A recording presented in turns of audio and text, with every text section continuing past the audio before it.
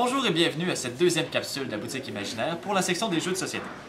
Aujourd'hui, je vous présente pas une nouveauté de la semaine, mais plutôt un de mes coups de cœur, Crowmaster Arena de Dofus.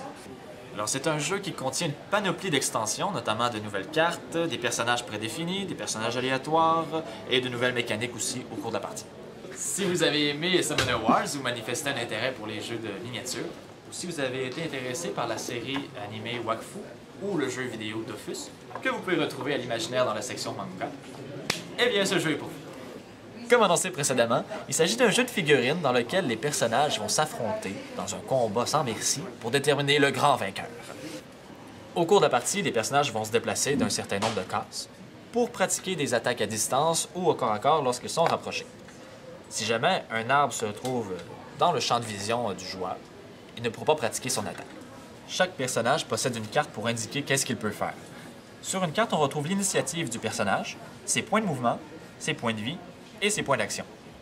À chaque tour, il peut utiliser plus qu'une attaque, dépendamment du nombre d'actions qu'elle lui prendra. Évidemment, chaque personnage possède ses propres actions. Il y a entre autres des pouvoirs spéciaux qui lui sont propres. On peut avoir des attaques au corps à corps, des attaques à distance dont la portée est écrite sur la carte, et la force de frappe est indiquée à droite de la carte. Voici une situation possible lors du jeu. Notez que dans une vraie partie, chaque joueur possède plus d'un personnage.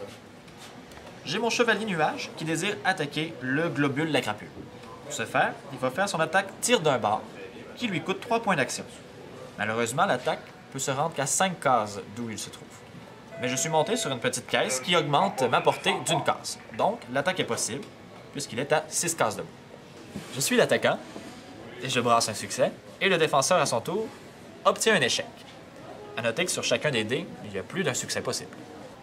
Cet échange de dés à mon avantage accompli, la carte m'indique que je dois infliger 1 point de dégâts à l'adversaire.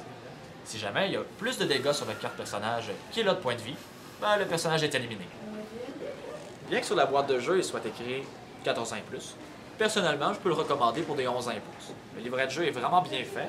On va avoir les indications dans la page de gauche et une mise en situation dans la page de droite, et ça, tout le long du livret. Une partie dure seulement 1 heure, alors venez l'essayer à la boutique imaginaire, et ce, tous les premiers dimanches de chaque mois. On vous attend, et à bientôt pour une prochaine vidéo.